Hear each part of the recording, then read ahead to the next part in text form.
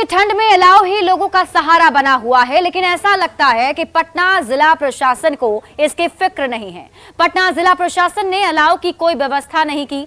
ऐसे में लोग पेड़ की सूखी टहनियों और इधर उधर से लकड़ी को इकट्ठा कर ठंड भगाने की जुगत में लगे रहते हैं। राजधानी पटना में ऑटो और रिक्शा चालक इन लकड़ियों के सहारे ठंड भगाते हुए देखे जा सकते हैं। ठंड में सड़कों पर ऑटो रिक्शा काफी कम संख्या में दिख रही है, जिससे आवागमन में लोगों को असुविधा हो रही है।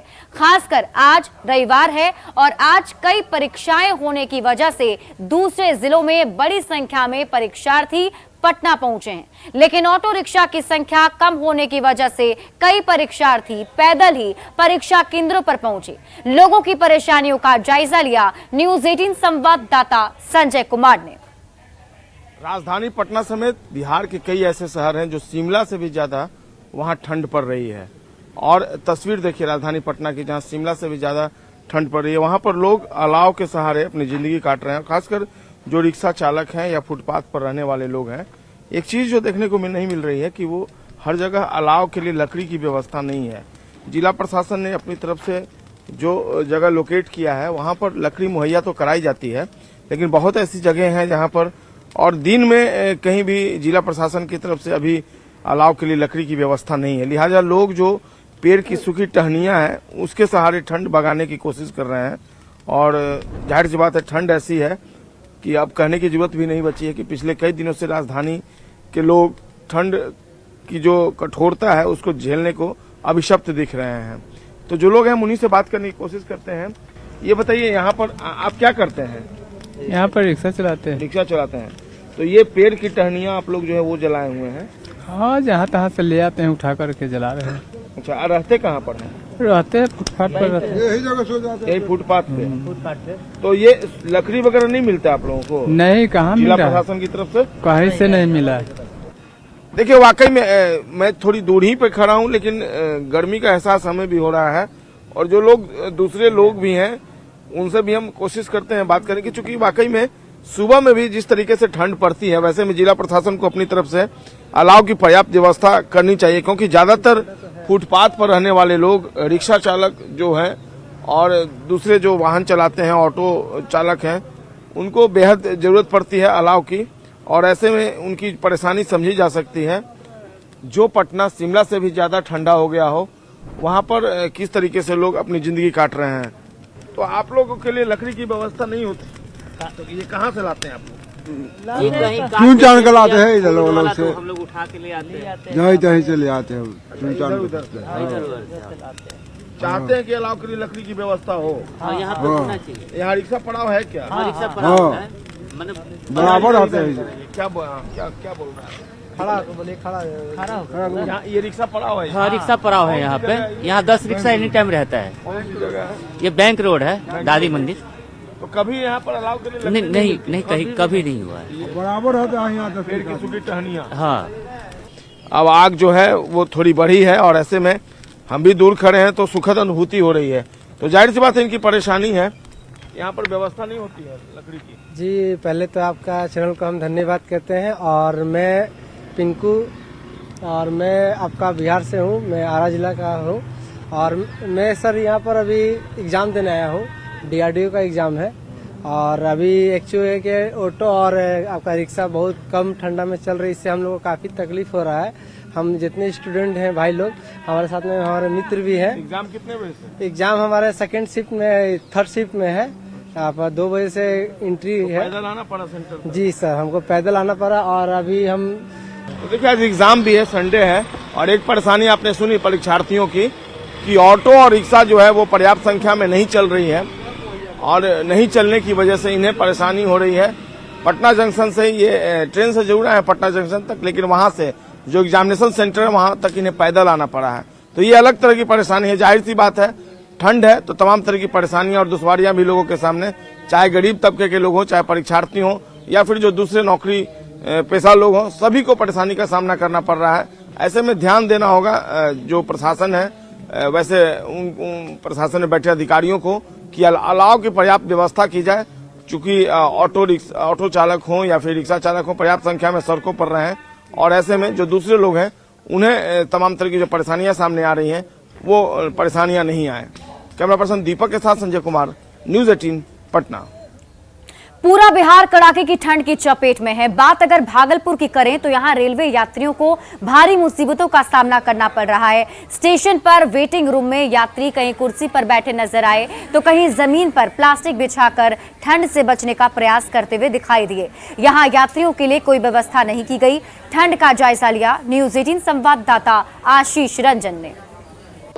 लगातार ठंड अपने स्वभाव पर है और हम आज आपको दिखाने जा रहे हैं भागलपुर रेलवे स्टेशन के प्रतीक्षालय में, जहां की जनरल जो टिकट लिए लोग होते हैं वो इंतजार करते हैं ट्रेनों का।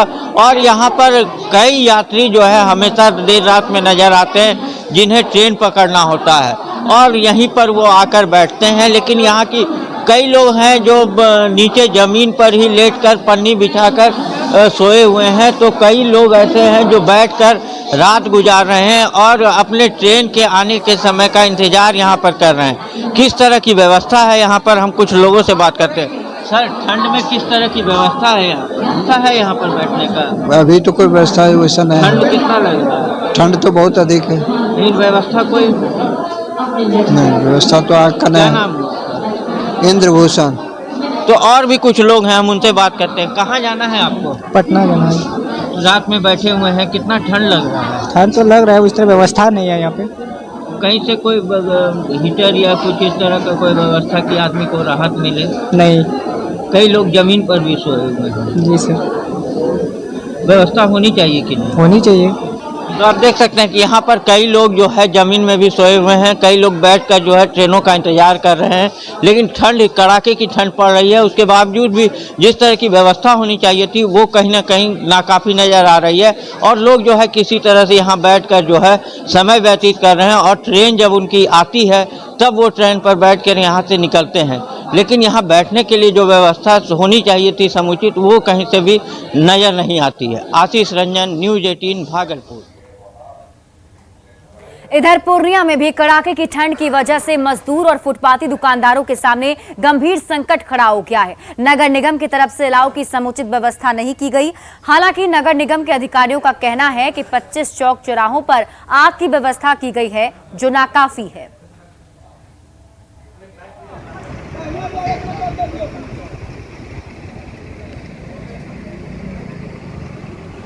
घूर लगाने के लिए यहाँ जगह है, ना छप्पर है ना कुछ है। रोड साइड में अपना वही कर रहे हैं, बाल बच्चा खिला रहे, 2 टका बच रहा है वही खिला रहे। कितना रात तक रहते हैं आप? सर रात भर भी रहते हैं, दिन भर भी रहते हैं, दिन रात दोनों ड्यूटी करते हैं। ठंड की वजह से रुक गए। देख रहे हैं जो भाई साहब एगो है दुकानदार है, कहाँ से चलावन लाया उठा के, थोड़ा बहुत ताप लिए। कैरेट जला के ताप रहे हैं। कैरेट जला के। जी सर, यहाँ पर कुछ सुविधा नहीं है। नगर निगम में जो देता है वो कुछ भी नहीं है। ठंड के कारण जनजीवन अस्त व्यस्त हो चुका है। ठंड और घने कोहरे के कारण ट्रेनों की रफ्तार भी धीमी पड़ गई है। पटना पहुंचने वाली ट्रेन काफी देर से चल रही है। पटना पहुंचने वाली तेजस राजेंद्र नगर राजधानी एक्सप्रेस 6.5 घंटे की देरी से चल रही है। वहीं संपूर्ण क्रांति एक्सप्रेस 4 घंटे और श्रमजीवी एक्सप्रेस 2 घंटे की देरी से चल रही है। पटना में ट्रेनों की स्थिति का जायजा लिया न्यूज़ 18 संवाददाता धर्मेंद्र कुमार ने। राजधानी में ठंड का सितम है तो ट्रेनें भी काफी लेट चल रही हैं, जिससे कि यात्रियों की परेशानियां कम नहीं हो रही है। राजधानी में पहुंचने वाली आज ट्रेनों की स्थिति देख सकते हैं आप। नई दिल्ली राजेंद्र नगर तेजस राजधानी सुपरफास्ट आज भी 6 घंटे से अधिक देरी से पटना पहुंचने की संभावना है। नई दिल्ली राजेंद्र नगर संपूर्ण क्रांति सुपरफास्ट एक्सप्रेस 4 घंटे से अधिक देरी से आज पटना पहुंचेगी। वहीं मैसूर दरभंगा बागमती सुपरफास्ट एक्सप्रेस है, ये भी करीबन 1 घंटे 30 मिनट की देरी से पटना पहुंचेगी। वहीं बात कर लें ओखा द्वारिका एक्सप्रेस है, लगभग 45 मिनट से अधिक देरी से आज पटना पहुंचेगी। वहीं अजमेर भागलपुर साप्ताहिक एक सुपरफास्ट एक्सप्रेस है जो 2 घंटा 45 मिनट की देरी से पटना पहुंचेगी। वहीं श्रमजीवी की बात करें तो लगातार ये ट्रेन लेट हो रही है। आज भी ये ट्रेन 2 घंटे से अधिक देरी से पटना पहुंचेगी और स्थिति यही है कि तमाम ट्रेनें जो हैं लगातार रद्द रह रही हैं। आज भी 7 से 8 ट्रेन है जो 2 घंटे के आसपास रद्द है, और खास करके तेजस राजधानी एक्सप्रेस जो कि बड़ी लंबी गाड़ी होती है और वो गाड़ी लगातार लेट रह रही है। आज भी करीबन 6 घंटे से अधिक तेजस लेट है। तो कहीं ना कहीं जो यात्री हैं, जो लंबी दूरी की यात्रा करते हैं, उनको कहीं ना कहीं परेशानी हो रही है और उनकी परेशानी कम होती नहीं दिख रही है। न्यूज 18 के लिए पटना से धर्मेंद्र कुमार। और बिहार भर में पड़ रही कड़ाके की ठंड में जहां जनजीवन प्रभावित हो चुका है, तो वहीं फसल पर भी ये ठंड कहर बनकर टूटा है। कड़ाके की ठंड और कुहासे के कारण आलू और सरसों की खेती पर खासा असर दिख रहा है। सिवान में किसानों से बातचीत की न्यूज 18 संवाददाता रवि एस नारायण ने।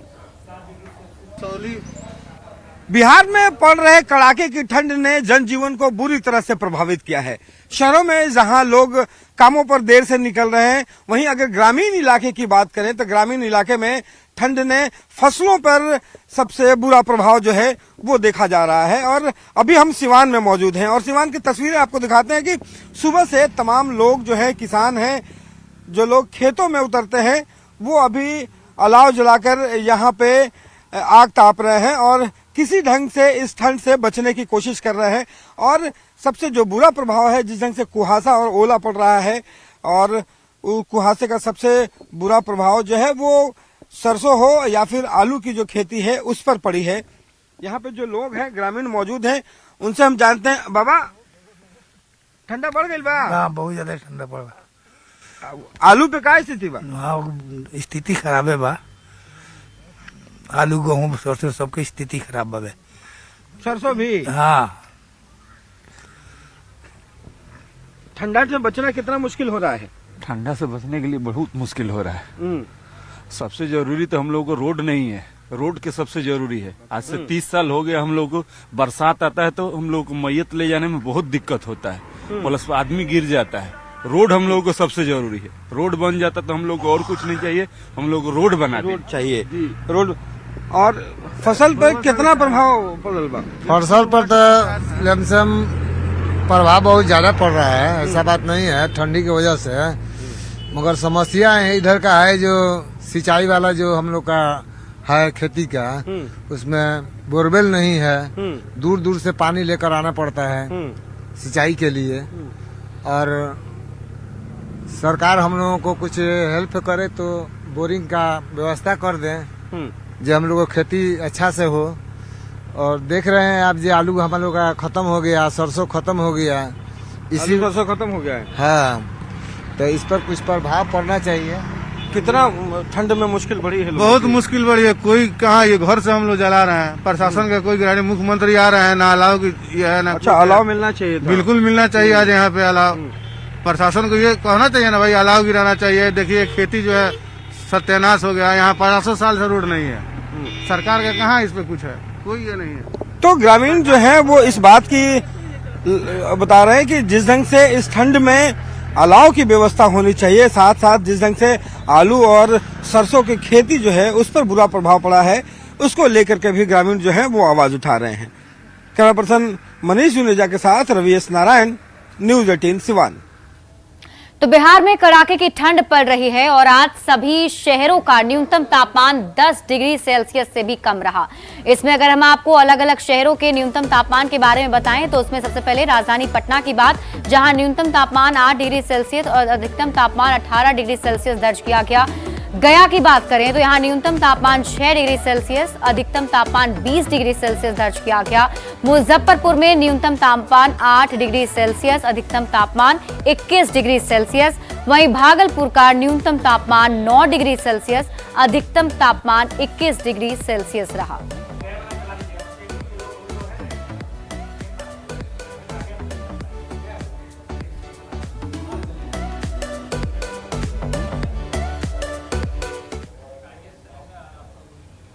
और अब देखिए क्या है बिहार के शहरों के पॉल्यूशन का हाल, क्योंकि पॉल्यूशन भी काफी ज्यादा बढ़ता चला जा रहा है। ऐसे में अलग अलग शहरों के एक्यूआई लेवल हम आपको बता रहे हैं, जहां सबसे पहले बात कर लेते हैं शहर बेगूसराय की, जहां पर एक्यूआई लेवल 262 दर्ज किया गया, जो खतरनाक माना जाता है। यहां की हवा प्रदूषित मानी जा रही है। इसके साथ ही बात कर लेंगे अगले शहर की। अगला शहर राजधानी पटना, जहां AQI लेवल 242 दर्ज किया गया, जो खतरनाक स्तर पर है। पटना की हवा खराब बताई जा रही है। वहीं भागलपुर की बात करें तो यहां 187 AQI लेवल दर्ज किया गया, जो खतरनाक है। और इसी बीच पटना से आपको